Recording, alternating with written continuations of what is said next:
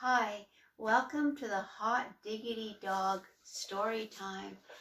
As most of us across the world are stuck at home, sometimes with little to do, Dory and I thought it would be a good time to read to you from my book, The Adventures of Humboldt.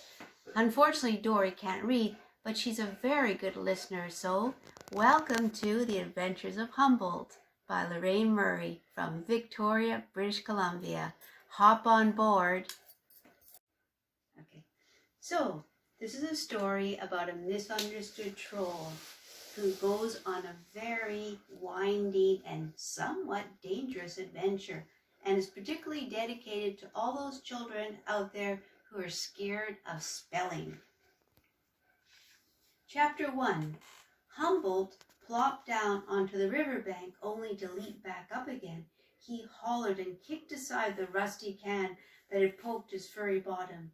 Below him, the Thames River sludged along, plastic swirling in its slow eddies. Acrid motor exhaust prickled his nostrils. His furry head throbbed with lorries rumbling overhead on the Albert Street Bridge. Not long ago, Humboldt's favorite snack cropped up, crisp and cool along the riverbank, but now the only watercress visible was a measly yellow patch trampled by vagrants' boots. Life under the bridge had become intolerable, impossible. There was a time that Humboldt would take long afternoon naps and wake to gaze at the London sky mottled with puffs of cloud. He would salute the river boats parading smartly by. When darkness fell, the moon's glimmer on the Thames would wink good night, and he would fall asleep, rocked by the river's easy sloshing. Now Humboldt was in a muddle. Modern improvements had brought clamor, stink, and smothering smog. He would have to take matters into his own paws and do something. He imagined himself writing to the mayor. "Dear most extinguished mayor, I am a member of the troll species and have lived all my 9 long years in London under a bridge, as you would expectorate. I must speak to you urgently about an extremely important matter. London is altogether too noisy, dirty, and polluted. Since you're the mayor, you ought to do something. If you'd like to meet me, simply turn up between sunrise and sundown at the Albert Street Bridge. No appointment necessary. Affectionately yours, Humboldt, Albert Street Bridge, Northeast Piling." Are you listening, Dory? I think she's still listening. P.S. If I'm not there, I've gone hunting for worms and will be back soon. P.P.S. I'm not a savage, devouring kind of troll, but quite a friendly one. Of course, being a troll, Humboldt had never gone to school and regrettably had never learned to read or write. He was disturbed out of his reverie by a dozen trolls tumbling over the hill, whooping and whistling. His sister Troika stood out among them, a red and white polka dot bonnet drawn tightly around her dimpled chin. "Hello, Humboldt! You missed a splendid outing. Fat worms, slippery banana slugs, and we even found a rubber boot." "Oh," said Humboldt. Nothing thrilled him any more. Troika sat down beside him and emptied the contents of her sack onto the damp earth. "We crept round the back of the creamery and we snaffled 2 bottles of thick cream for the banana slug cream pie. That's your favorite, Humby."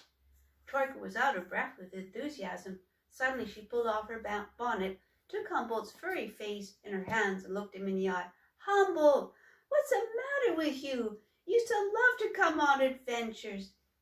"I don't know, Troika. Tell me, I'm your sister."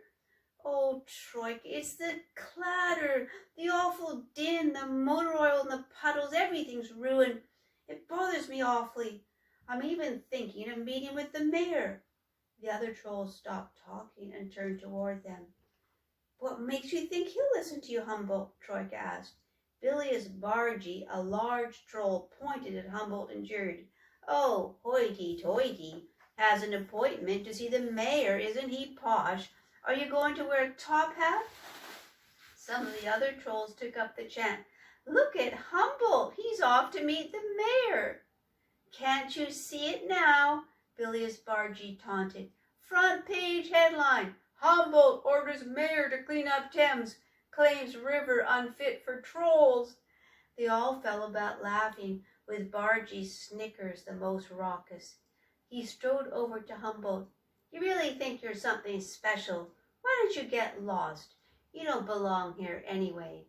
Troika put her paw on Humboldt's shoulder. Stop it right now, Bargy. Leave Humboldt alone. He's not doing anything to bother you. Yeah. He never hurt you. It was Jup, Humboldt's best friend, usually a quiet fellow. Everyone fell silent then. Humboldt looked sheepish. He took his little red nightcap off and twisted it in his paws. Troika gave him a pat on his head. The trolls plopped down and with much slurping, burping, and knuckle-licking tackled their dinner. They were knackered from the long trek to find edibles. Their favorite wild greens were becoming scarce, smothered by debris and chemical swill. Humboldt sat apart from the others, a vacant look on his face. Come along, Humby, pleaded Troika. If you don't eat up, you won't be good for anything. I'm not good for anything anyway. Life here's too much commotion. I'm just not commocious. Humboldt addressed his shins. He felt ashamed at Troika's kindness. Oh, don't be a ninny. Troika pointed to a fat slug. Swallow it down. It's very fresh and full of vitamins. She would not let up. Humboldt wriggled on his bottom down toward the others. He sat beside Gobble and pretended to eat, making sucking noise with his mouth. When the feast was finished, Troika bundled up the leftovers and stuffed them in a hole along the river bank. Old Chump and Teak lit their pipes, made from plumber's fittings and stuffed with dandelion leaves, while the younger trolls joined paws and recited their favorite poems. If the streets were paved with lemon drink, what would the Lord Mayor think? If London were buried in lime squash, would Londoners still hang out their wash? The mother trolls pounded mint and sweet clover for a sauce to go with Sunday's June bug pie. Old Chump tapped his pipe against the earth, and the other old trolls did the same. The pipe ash spilled out in an array of tiny bonfires. It was time to go to bed. All the trolls lined up outside their holes in the river bank, took their nightcaps from the pegs above, nodded good night left and right, and slipped into their beds. Usually Humboldt would have crawled into his hole on the river bank too, but this evening he walked over to Troika's spot and sat beside her until he could hear her soft, sleepy breathing.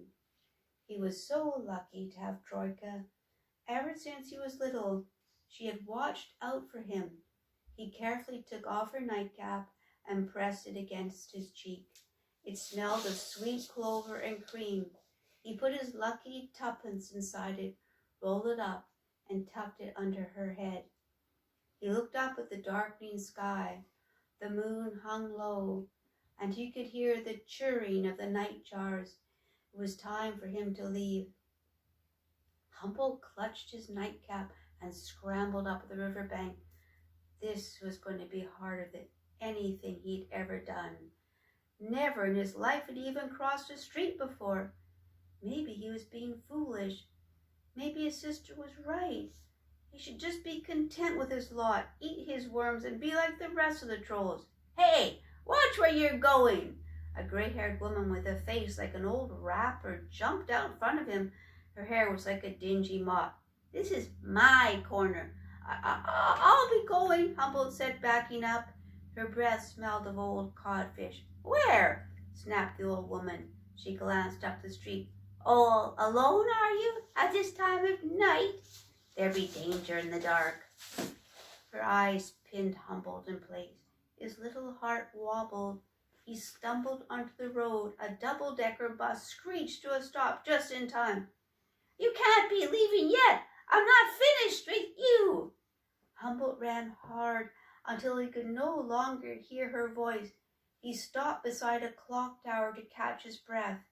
The clock began to chime over and over and over 12 times. At first, the chiming frightened him and then slowly warmed him, filling him like a heartbeat.